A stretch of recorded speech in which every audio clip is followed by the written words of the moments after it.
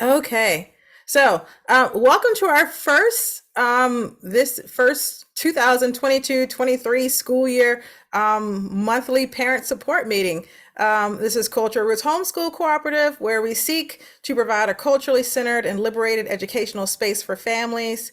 We intentionally center the cultural attributes, traditions, and histories of Black and Brown communities, specifically our children. Our families look a number of ways. And there's one other piece that I like to talk about. The goal of our community is to nurture the love of learning and develop a strong cultural historical awareness in our children that results in self-love, self-liberation, and community empowerment. And so this monthly series meets within that by providing a forum for parents to come together every month with a variety of different topics to support us in our homeschool journeys and our just life as parents and human beings. And so I'm super pleased today to welcome Deborah Porter. Welcome. I'm going to start off by reading your bio, but really quickly, let's see if I can find it again. I may have to have you do it because I think I've lost the tab already. Let's see, one moment. Some of you may have read the bio because I did publish it all in there, but here we go.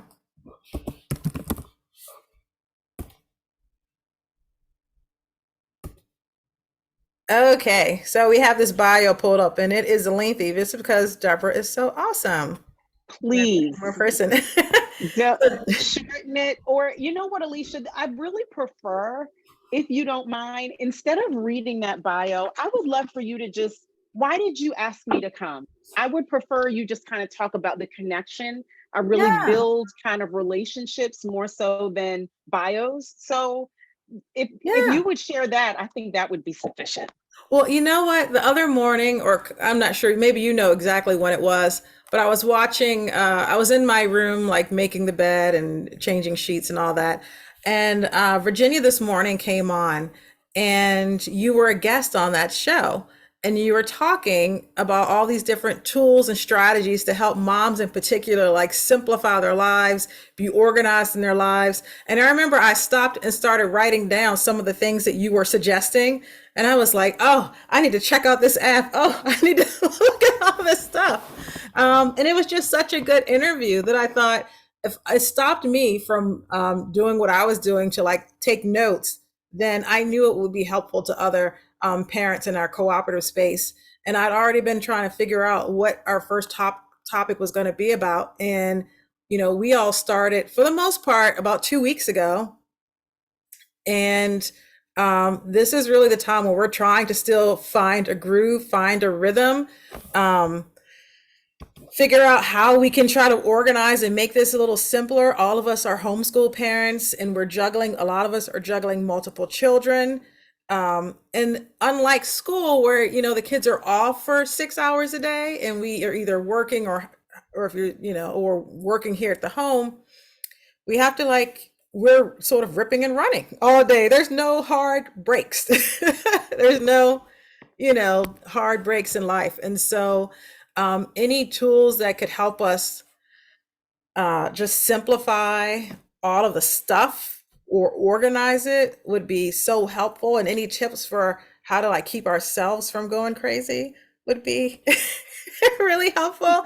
And so your bio said mom life coach. And I was like, oh, I need a mama life coach.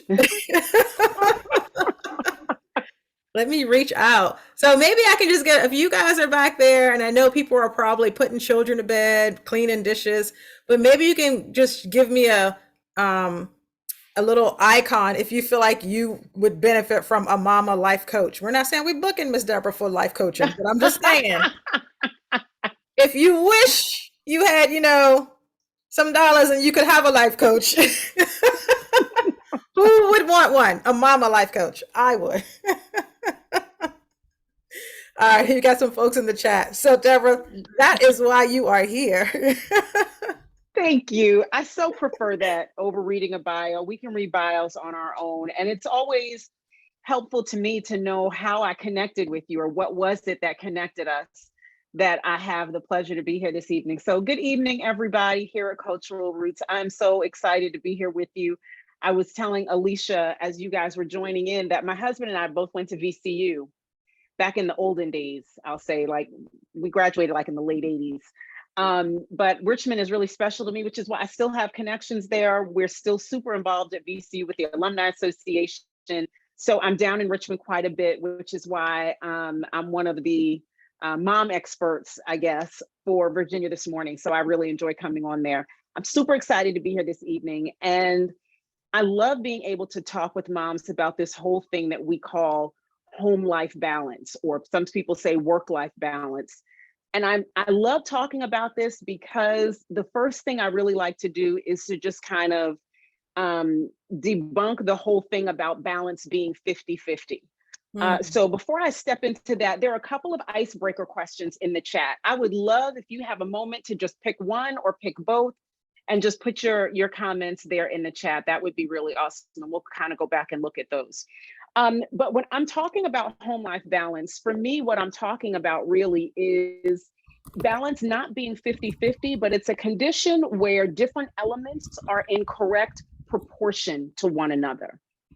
So that doesn't mean it's always equal. That correct proportion, depending on what needs your time, what's most important at the moment, what the priority is at the moment, that's going to determine what your balance is. So I want to kind of debunk this whole thing about it needing to be 50-50, or, I've got to figure out how to give the same amount of myself here as I'm giving here.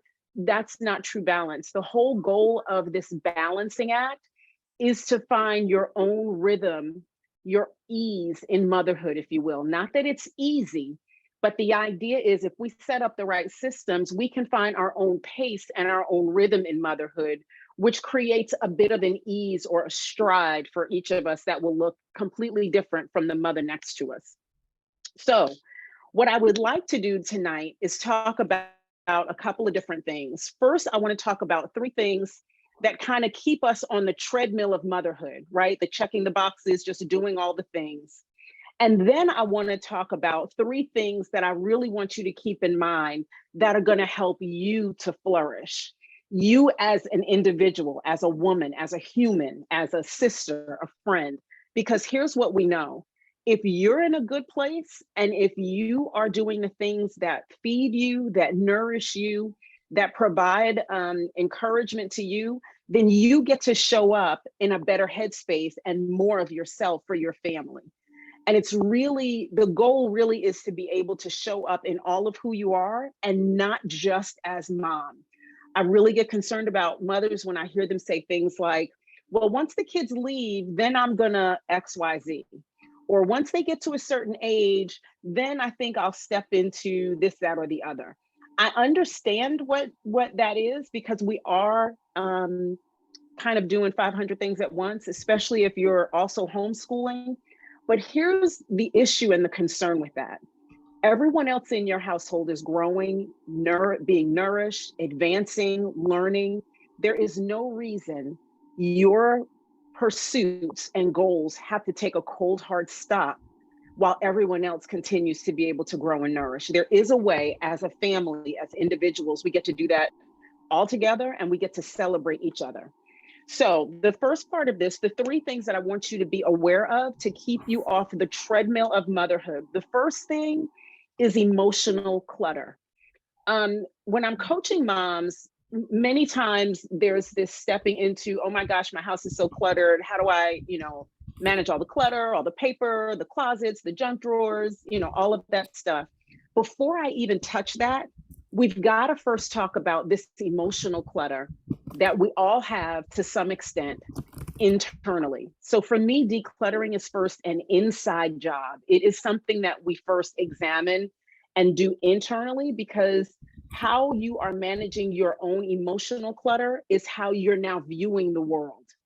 And if there is a fog because of other things that you've either experienced, old hurts, disappointments, letdowns, Maybe it's old offenses, things that maybe people have said to you, or the way people have treated you.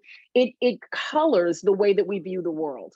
So if we can step into this first and deal with our own emotional clutter, we view our world differently and we view our space differently. And so the purpose of this is to be able to see things clearly. So I just want to give you two things that I suggest. These are two of the things that we use in my program when we're talking about dealing with emotional clutter. I don't know if you've ever heard of a brain dump. So it's a phrase that's used from time to time. Many times, a lot of what's going on for moms is swirling around here. Because we have so much to do, we don't have a lot of time to really sit and talk about it. So it's swirling here, and then comes time to go to bed, and it can be difficult to kind of quiet all of that to really be able to get the sleep that we need. And so a brain dump, I basically keep a notebook by my bed, and just before I'm going to bed, I literally take everything that's swirling and I put it in this notebook. In no particular order. They may not even be connected. It may be a grocery list. It may be a to-do list. It may be a kid that got on my nerves today. It may be a husband that got on my nerves. It may be something my mother said to me. Whatever the things are that are swirling, I honor them. And I honor them by giving them a place to live. Because if we don't take the moment to honor what we're feeling, here's what we'll end up doing. We stuff it. We stuff our feelings. And so then what happens? Some of us may then begin eating our feelings. I've had mothers admit to me that they're drinking their feelings instead of feeling their feelings. And so just to take a moment, whether it's at the end of the night in a brain dump, whether you are one who journals, I have this kind of love-hate relationship with journaling. It's not my favorite thing to do, but as I look back at some of my old journals, I can absolutely see growth. I can see progress. I can see clarity as it began to emerge. So I would strongly encourage you to honor the feelings that you're feeling and not feel like, as a mother, I just don't have time to deal with that right now. I got to get on to the next thing. We got the next lesson. We got the soccer practice. We got the thing going on. You have to pause long enough to allow yourself to feel what you're feeling, so that that does not begin to eat at you, remain stuffed, or really swirl and keep you up at night. So that's point number one, emotional clutter. The second thing that I want you to keep in mind, that is another thing that keeps us on this treadmill of motherhood instead of really being present and enjoying motherhood, is multitasking. And every time I bring this up, I have moms go, so you want me to do one thing at a time? And I get it. I know it sounds odd, but just ride with me for a minute on this. Studies have shown we are created to be monotaskers. Now, we have decided that we are going to add to that, and we're going to do multiple things at once. And I get it. At any given moment, we have to be able to do that. But really what I'm talking about right now are moms who this is their way of functioning. They are habitual and consistent multitaskers. And what studies have shown is, because the brain is having to switch from task to task, unfortunately, we're unable to be our absolute best or present our absolute best at any one thing, because we're not sticking with it long enough. We're doing this, and then we're heading over here. We're doing math homework, and we're cooking dinner, and we're paying the bills. Something's not, either the math homework's going to be wrong, bills are going to be misconstrued, dinner's going to burn. Something will not get the best of you. You'll be there, kind of. You'll be there, sort of, but you're not in that moment. And so as we're thinking about the idea of multitasking and having to do all of the things, here's the question I would ask. Why do you have to do all the things? Who says? Right? There are so many things that have to get done in a day, in a week, but I want you to think of having two lists.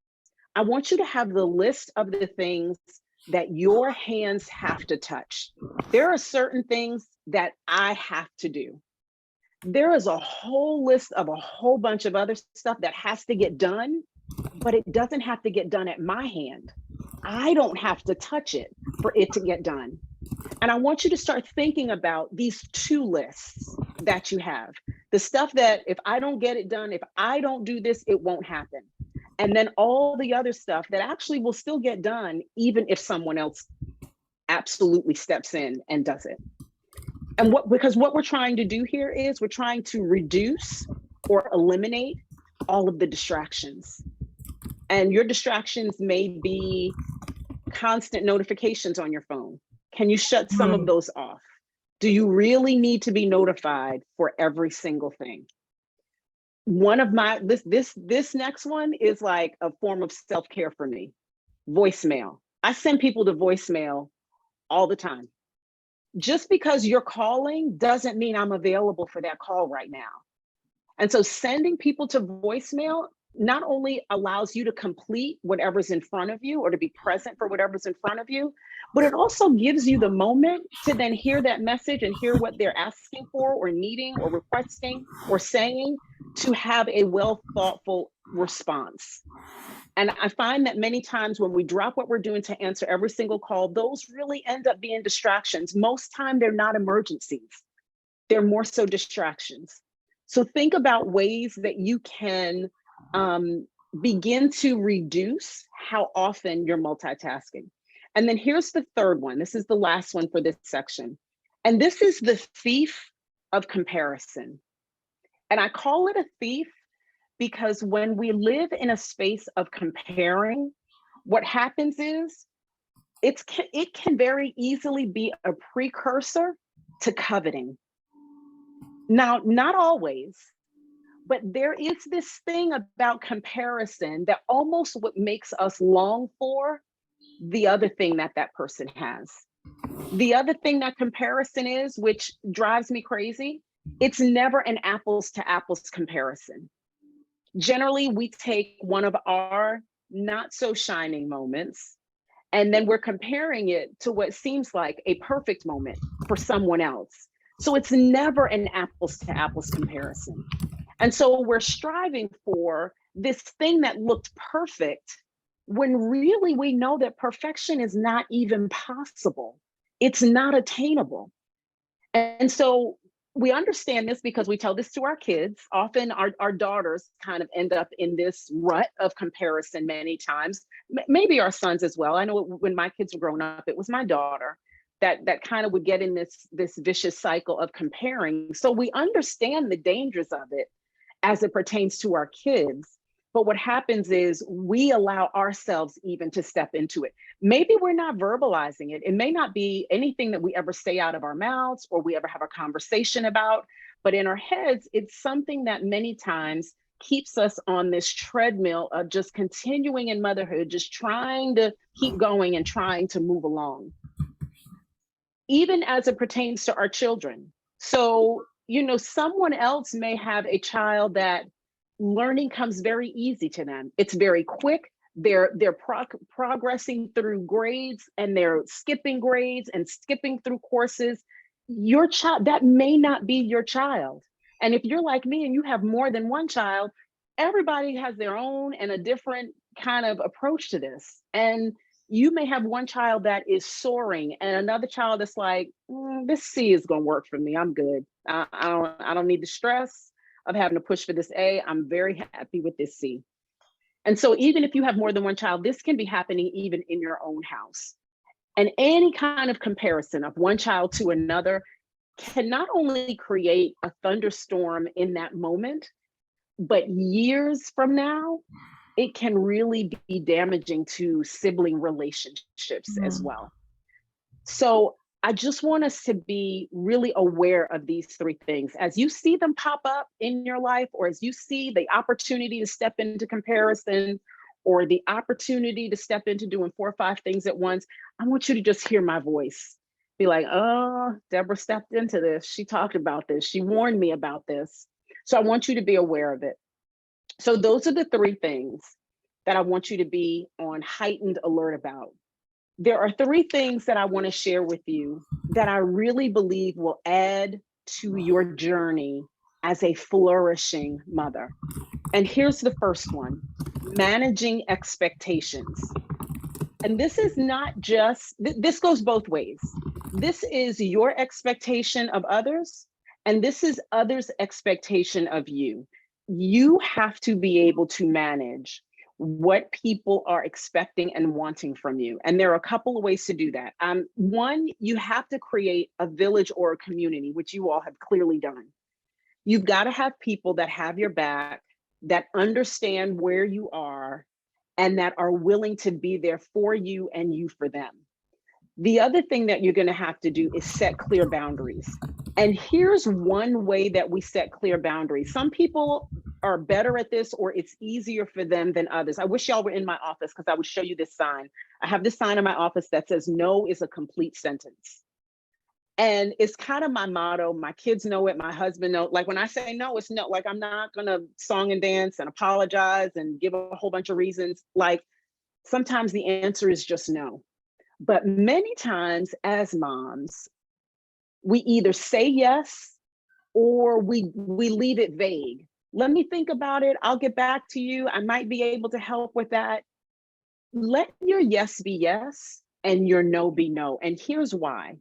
No is super important because yes is very expensive. You are a limited resource. You are limited in time, capacity, ability, just in every way. We are a limited resource. And as much as we want to be there for everybody and all the things, if we give away too many of our yeses, the thing will show up that you've either been believing for, wanting, working towards, but you're out of yeses because you've been handing them out like Tic Tacs. So I want you to be aware of how important your no is. And no becomes very, very important once you understand how expensive a yes is. And this helps to manage what people expect from you.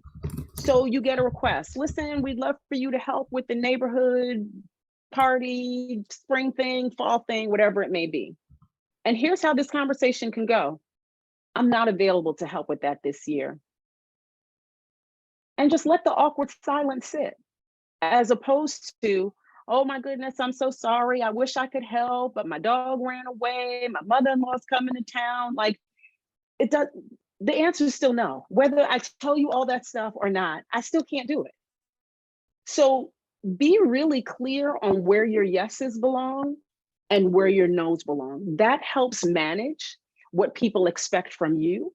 And then it also helps in the reverse of that. So the other thing you want to do when you're managing this expectation is make sure your yeses and your nos align with your core values. In my community, we do a whole exercise on what are your core values, and then how to create an actual mission statement around what your core values are. But make sure that your yeses and your nos are aligning with your core values. For me, two of my core values, authenticity and truth. I've had a couple of people ask me to come speak at a particular event, and they'll say things like, but can you not talk about this, that, or the other? That's not a speaking engagement for me, because you're already boxing me in about what you want or don't want. Now, clearly, if you have a theme, I'm going to work within that theme. But when you automatically start telling me what not to mention, what story not to tell, I heard you tell this story about your son. Can you not tell that? That might offend somebody. If I cannot be authentic, then I know for me, that's a no. It's a very clear no for me, because authenticity is one of my top core values. So the clearer you are on what matters to you, it's so much easier when these opportunities come to say yes or no, because you're able to align it. Either it is a core value or it's not a core value. So keep that in mind. So we're talking about the 3 things that help us continue to flourish as moms. Point number 2, be present. This kind of is the flip side of maybe multitasking, but really choosing in certain moments to be present. Here's what we do that really concerns me. We have our list of to-dos or things we have to do, but instead of having just a to-do list, we have a list of all the priorities. And here's why I don't like that word, because priority means the thing. And we pluralize that word. So now you have a list of 10 priorities, which is probably too many on a list for any given day, as opposed to Here's the priority for today. And now if I can get some of this other stuff done, great. If not, I'll move it to the list, or maybe it's something that shouldn't be on my list in the first place. Remember, we talked about those two lists, the list of the things that your hands have to touch and the list of all the other things that have to get done, but not at your hand. So what does that look like? I was able to really master this thing of insourcing and outsourcing in my home, like as if I was like a big business. Like I quickly realized my husband traveled a lot for work. I was a stay-at-home mom in a community where we didn't know anyone. We had to move out of state for about 10 years.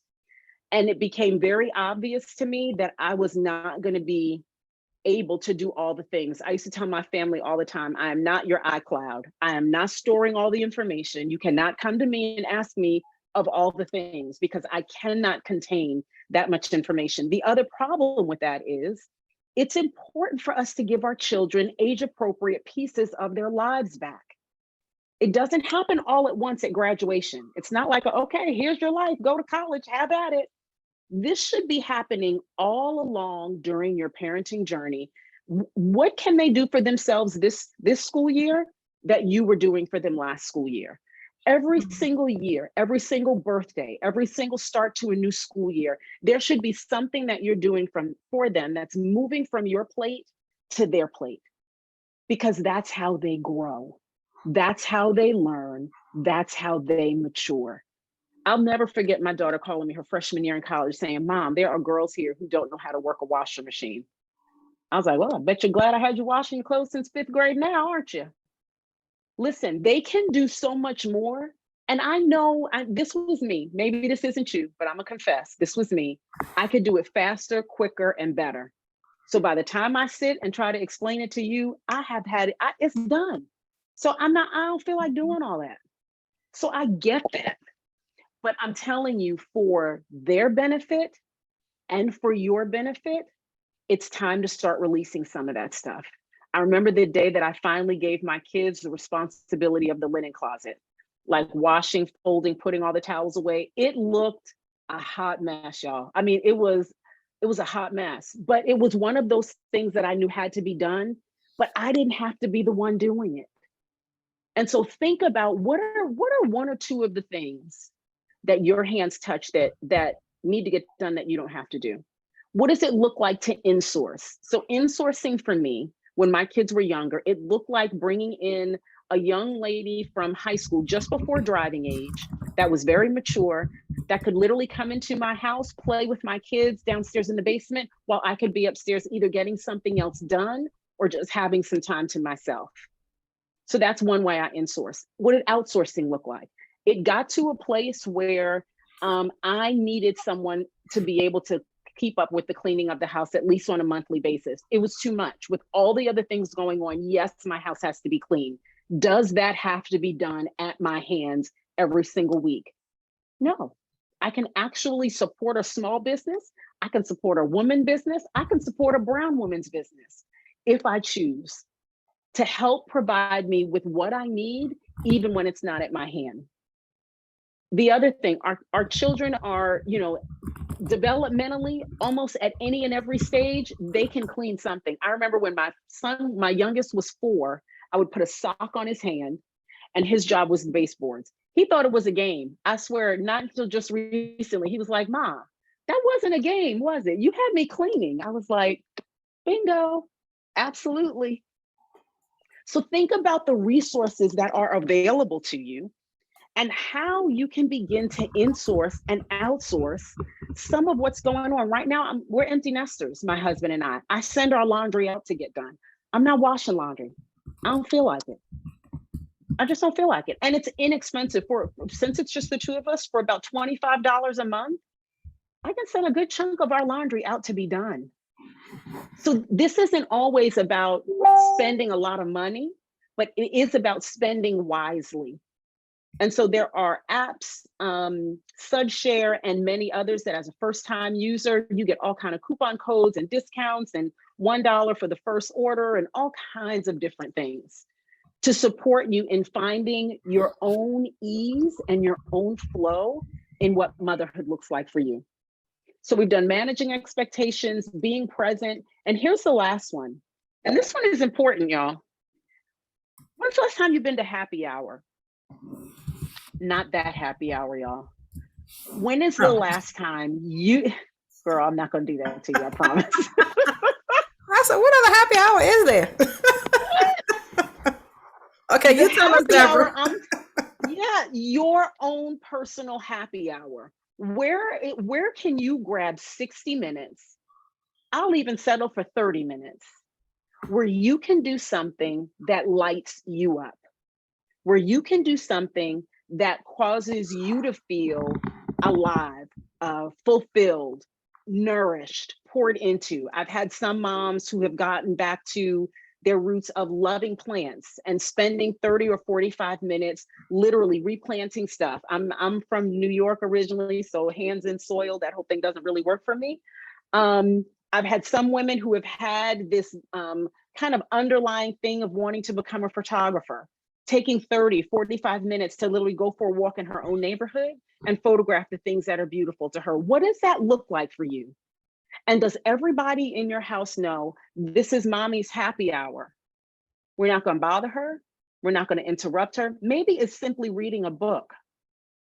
And here's the goal, though. So the women that I work with, the moms I work with, the goal is to take that happy hour and we're continually increasing it. And I want us to get to a point where we can leave our house early one morning and not return till late the following night. And you have a staycation. It can be very close to home. It does not have to be super expensive, but there has to be a moment, because for many of us, we live and work in the same place in our homes. And at some moment, those walls feel like they're closing in on you. So how does your family manage in your absence? Are there systems in place? Does everybody know their place, their role in the family, how they contribute, so that you can literally pick yourself up, remove yourself from the house for 2 days and come back and everything is functioning and running like it should, as if you were there? That is the goal. Why is that the goal? Because our kids need to know that things can function and happen even in our absence. Our husbands or significant others need to know, and we need to empower them to know, you can do this. You don't need me here. We've got our systems in place, and this ship can keep rolling whether I'm here or not here.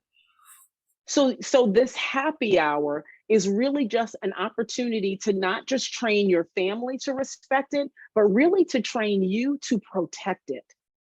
Because as moms, here's what we do. We write ourselves in pencil on the calendar. Everything else is written in ink. Everything else, everybody else has to do. And so we kind of erase ourselves. Oh, I don't have to do it today. Oh, I can do it next week. It's no big deal. You've got to discipline yourself to protect this hour, 30 minutes, whatever it is, so that others will begin to respect and protect it as well. And then here's kind of the last one. This is a bonus. We got to pack light, y'all. We are carrying so much stuff. Many of us are carrying mistakes of our children as if they're our own, or the struggles of our children. And then we begin to question ourselves. Are we a good mom? Did I make the right decision? But sometimes kids just go crazy and just do stuff, and we don't understand why. We have no idea why. Part of that are growing pains. They're trying to figure themselves out. They're trying to distance themselves from you. They're trying to become their own person.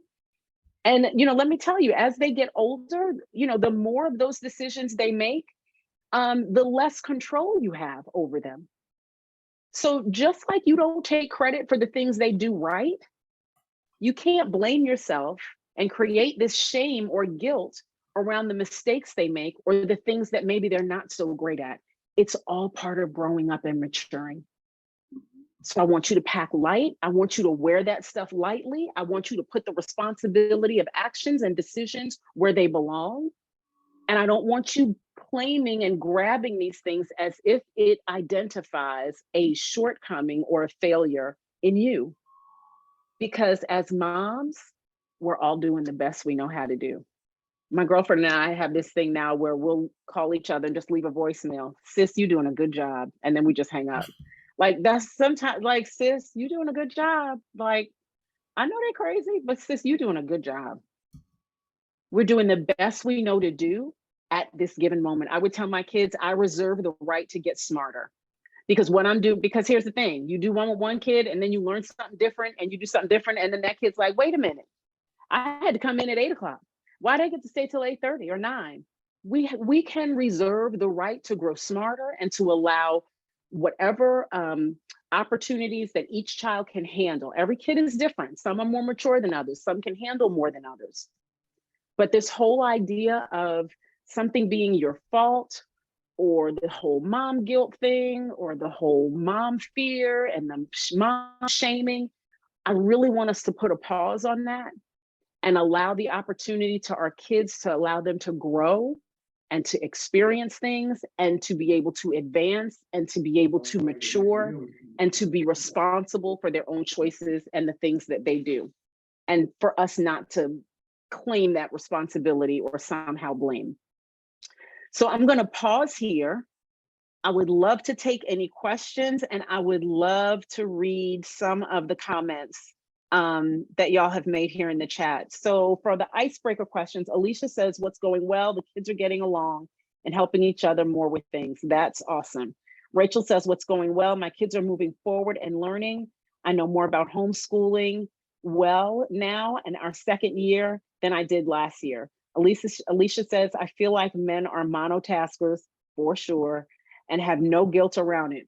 For sure. They are some of the best self-care demonstrators ever.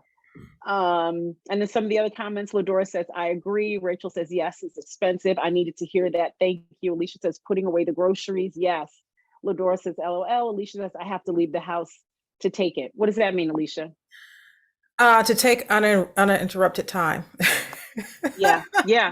Either you leave the house or kick them out. Like one. Yeah, somebody has to leave. That's the only way it happens. Mm-hmm. I'm very similar. You know, some people really kind of get nourished and revived with people. I need time in quiet and kind of by myself. So I can completely relate to that. But I would just love to hear anything from what I've shared that stood out for you, that connected with you, that you want to, kind of use, or maybe the thing that you're going to walk away with that's going to help you maybe implement one or two of the points that have been shared. I'd love to hear it.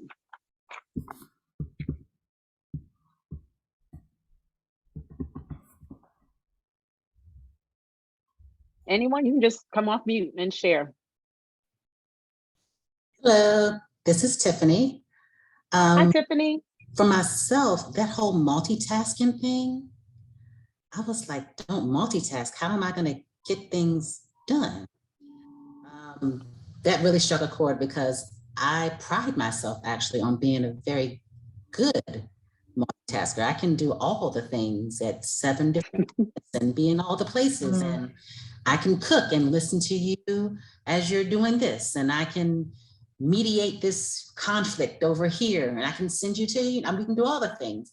But just the way you put it in terms of being able to just focus and be present, that's something that I'm definitely going to work on. And I know I don't have to do all the things. I just, I prefer to at times. So definitely going to work on that piece. Yeah, I don't know when we sort of started becoming that, like what happens with girls and boys. Like I just see it so different with my husband. Like he'll cook, but that's all he's doing. He's not helping Stevie with the work. He's not doing, I'm cooking. I'm doing like 3 other things at the same time. And I'm always like, why? And, when I ask him about it, he's like, well, I'm doing this. And I'm like, okay, but she needs help. It's like, I don't know, sort of like, and I want to make sure that I only have girls. I don't have any boys, but I want to make sure I'm not raising girls who are putting those expectations on themselves as well. Because I feel like men, at least like my husband, doesn't have, he doesn't have it. So I always wonder, like, when did that happen? Because I don't feel like I guess my mother was a multitasker. I don't know. I just find it so interesting.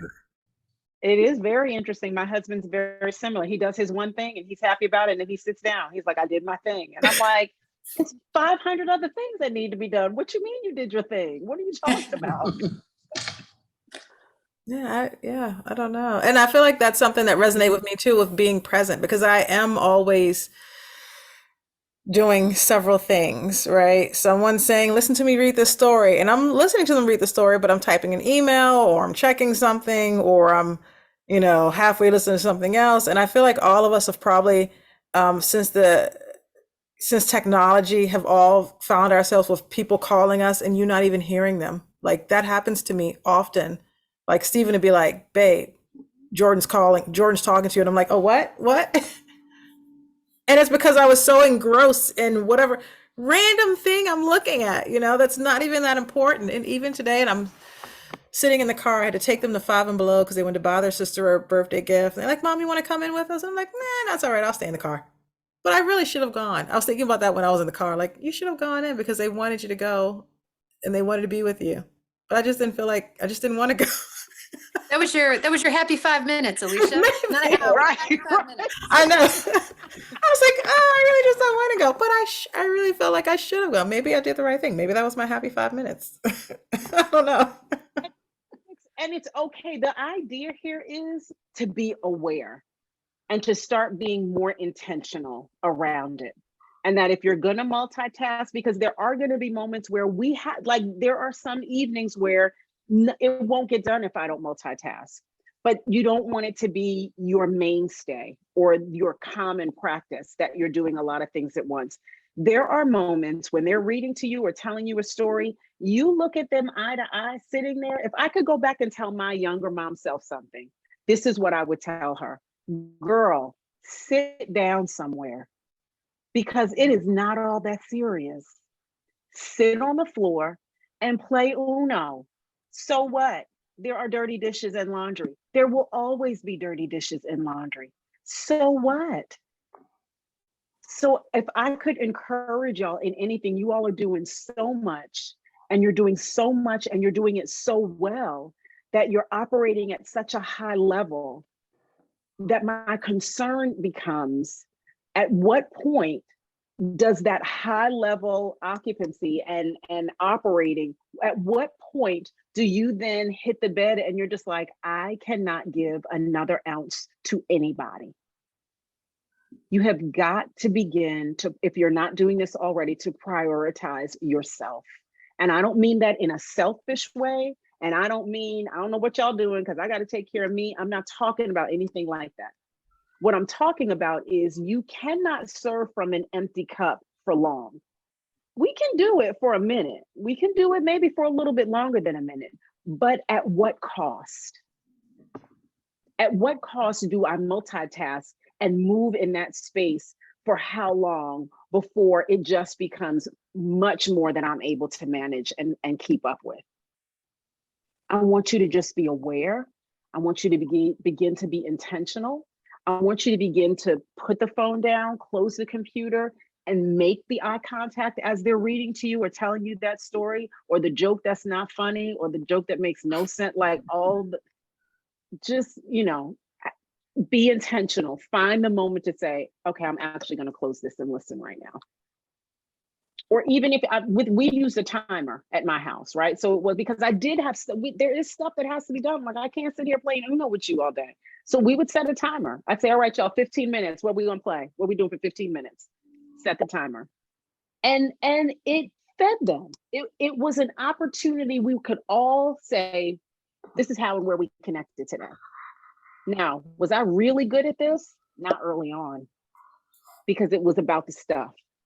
All the stuff has got to get done. I had a husband that traveled extensively for work. But I'm telling you, if I could tell my younger mom self, this would be the message. Girl, 5 years from now, that's not going to matter. What will matter for them are those moments that I was able to close it, put it down, eye contact on the floor. That's what they're going to remember. So that would be my encouragement to you. So Alicia, if I could share my screen, I have this list and I'm going to, I'll put the link in here. Let me see first if I can find the link, but it's 12 home life hacks that I just want to highlight a couple of them, but here's the link to be able to get it. Let me see if I can, is that right? Can y'all see this thing that says 12 home life hacks? Yep. Oh, great. Okay. So there are just a couple on here that I want to highlight, but you can get a copy of this and have it. You can take a screenshot of it, whatever you want to do. Number 4, speak 5 positive affirmations out loud. Go one step further and place them on an index card and tape them to your bathroom mirror. Recite them every day. Examples of prompts. Today I release blank so I can receive blank. Or my greatest gift is, and I will use it to blank. Here's the thing about these. Not only did I do this for myself, but we had, and they weren't really, I won't say they were affirmations. They were more like ways to start your day, statements for each of my kids. And they were unique to each of them. And they would say things like, today I'm going to be a helper to my teacher and my friends and not a distraction. Or today I'm going to be a leader without being bossy, but being encouraging. Like whatever that kid needed. And these things stayed taped to my kids' bathroom mirrors through school until they left for college. And I don't even know if they really recited them. I'm gonna be really honest. They were supposed to do them when they were brushing their teeth and washing their face and getting ready in the morning. But here's what happened. When we took my daughter to college and she's unpacking, that little slip of paper fell out of one of her boxes. And so we do these things and we don't always know if it's connecting, if it's hitting anything, if it's landing on them the right way. Let me just tell you, it is. They may or may not ever tell you it's landing. Number 5, we talked about do a quick brain dump. What's a brain dump? Okay, the whole notebook thing, write it down in no particular order, gives it stuff someplace to live other than in your head. Number 8 is the other one I want to highlight. Release yourself from one commitment that you believe has run its course. There may be things that we're just committees we're on, volunteer work that we do, and which is great, right? This is not by any means to say, don't do this stuff anymore. But this is to say, has your time there been completed? And is it the right opportunity for someone else to step in? Because here's what we do sometimes. Because we're good at what we do, because we're accomplished women, because we know what we're talking about, because we know how to do stuff, sometimes we stay too long in a position or in a place or in a seat. And it's someone else's turn to step into that and to learn some things and to grow and to do some things. But we kind of got it down now. It's kind of old hat. We know what we're doing. But I want you to think about this over the next couple of weeks. Is there something in my life? Is there a place that I'm sitting? Is there something I'm involved in that's run its course for me? And that it's an opportunity for me to step aside to allow someone else to step in. I don't know if y'all follow TD Jakes or not, but TD Jakes, Women Now Art Loose, conference, he just handed the baton to his daughter, Sarah Jakes. It's been kind of all over the internet, blowing up my news feed. But I just watched this whole passing of the baton, so to speak, of him moving to the side and now saying, this is your thing. Like, you are ready for this. This is your opportunity. Is there some kind of transfer that can now happen for you to allow someone else to step into it? And then the last one I want to highlight, number 10, set a timer for 10 minutes. Give everyone a trash bag. Tell them they have 10 minutes to fill it with items they no longer need, want, or can fit. The person that puts the most stuff in a bag has bragging rights for a month. Do this every month or so. Give them a little fake trophy or something you buy at 5 and below or something. But just these quick ways to be able to do a quick declutter to get everybody on board, to make it kind of fun. So the link for that is in the chat there. So let me see, trying to unshare now. There we go, stop share. Okay. And then there's just one other thing I wanted to share with you that there is a course that I did. It's a 6-week course.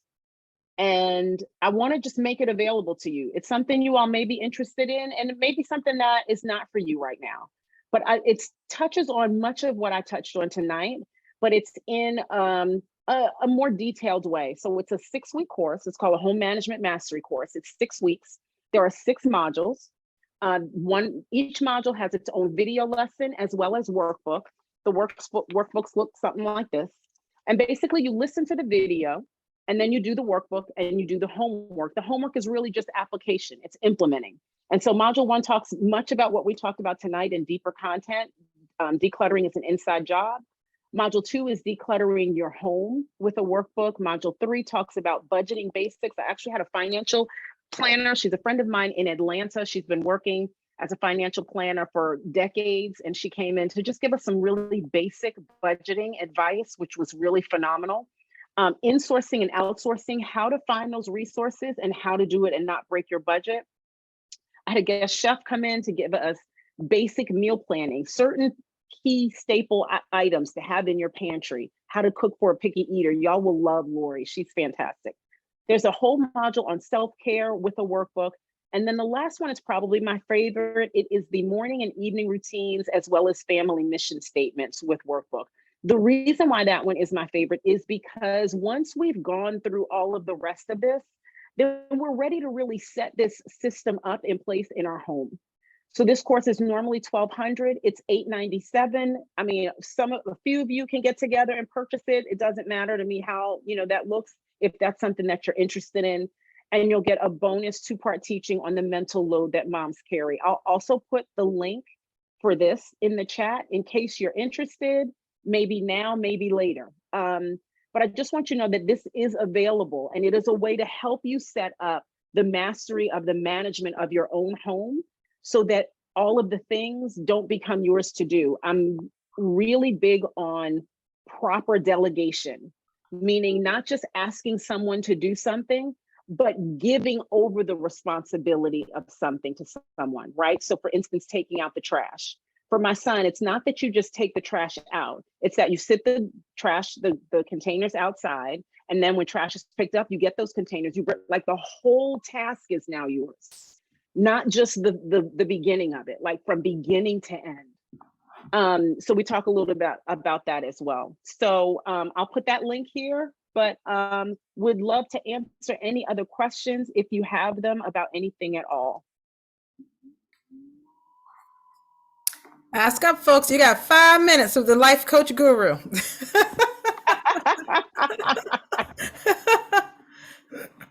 only thing the only thing I might be interested in is I know that you had another talk, and we maybe can talk about this another time. Maybe we can have you back for a part 2. Which just some of the organizational tips that you might have. Because I know you when I was watching the Virginia this morning, you listed several apps and several different systems, I guess. Yeah. So that sounds like a whole separate talk, which we can do. It is, but I can give you 2 apps that are my absolute faves right now. One in particular I use, and I've been using it and recommending it for a lot, is the Cozy app. It's COZI. And the reason why I love this app is because it is a family organizational system. So basically everyone that has a phone gets access to this app. And so you are communicating as a family in this app. There is one master calendar.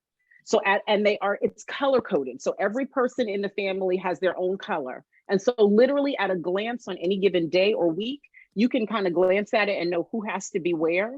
Kids can add, can take things off. There is a separate part where there is an ongoing grocery list where everyone can add. So when you get to the grocery store, this list has already been being populated. And then after you do that several times, it kind of already lets you know, okay, well, normally you need this every week, or normally you need that every other week. So that's one of my favorites. There is another one that I've used sparingly, and this one is called Boxed. And this one became really popular during COVID because during the lockdown, because COVID's probably not going anywhere, but during the pandemic when we were in the house, because this is like going to Costco, right? So instead of leaving your house and going to Costco, all those big things that you're going to Costco for, Boxed has it's no membership. Pricing is about the same, maybe a little bit cheaper on certain things. The other thing I loved about Boxed though, is that they give you free trials of things to try, free products. Like if you buy a certain thing, they're going to suggest, well, you really might like this. So we're just going to give you a couple of them to see what you think.